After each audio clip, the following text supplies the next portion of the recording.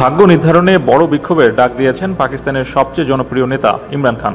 পাকিস্তানের সাবেক এই প্রধানমন্ত্রী এখন কারাগারে বন্দী রয়েছেন। তার দল পাকিস্তান তেহরিকি ইনসাফের ওপর চলছে নজিরবিহীন দমনপীড়ন। গ্রেফতার ও মামলায় আতঙ্কে দিন পার করছে দলের নেতাকর্মীরা। এবার ভাগ্য নির্ধারণে বড় বিক্ষোভের ডাক দিয়েছেন পাকিস্তানের সাবেক প্রধানমন্ত্রী ও পিটিআই এর প্রতিষ্ঠাতা ইমরান খান। পাকিস্তানের সংবাদ মাধ্যম দ্য এক্সপ্রেস ট্রিবিউনের এক প্রতিবেদনে এ তথ্য জানানো হয়েছে।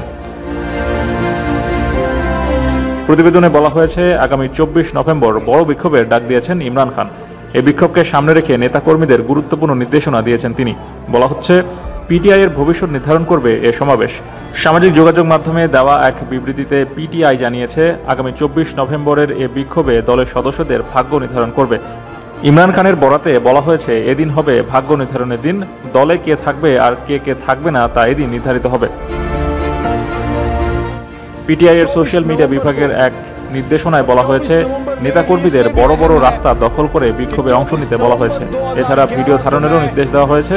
পাশাপাশি যানবাহনে আগত নেতাকর্মীদের ভিডিওতে দেখাতে বলা হয়েছে। পাকিস্তান তেহরিকি ইনসাফের প্রতিষ্ঠাতা ইমরান খানের স্ত্রী বুশরা বিবিও এ সমাবেশে অংশ নিয়ে নেতাকর্মীদের প্রতি কঠোর বার্তা দিয়েছেন। বুশরা বিবি বলেছেন, যারা এই বিক্ষোভে অংশ নেবে না তাদের সঙ্গে পিটিআই এর কোনো সম্পর্ক থাকবে না। ইমরান খানের কথাকে উদ্ধৃত করে তিনি সংবিধান, আইনের শাসন এবং সংসদের ক্ষমতা রক্ষায় নেতাকর্মীদের এই বিক্ষোভে অংশ নেওয়ার আহ্বান জানান। প্রতিবেদনে বলা হয়েছে, পিটিআই 24 নভেম্বর ব্যাপক বিক্ষোভের পরিকল্পনা নিয়েছে। এদিন ইসলামাবাদকে সব দিক থেকে ঘিরে ফেলার প্রস্তুতি নিচ্ছে তারা। একটি সূত্র জানিয়েছে, পিটিআই যে কোনো মূল্যে ইসলামাবাদে পৌঁছানোর জন্য দৃঢ় প্রতিজ্ঞ। এজন্য ইসলামাবাদ ও রাওয়ালপিন্ডি অঞ্চলে দলের নেতাকর্মীদের দায়িত্ব দেওয়া হয়েছে।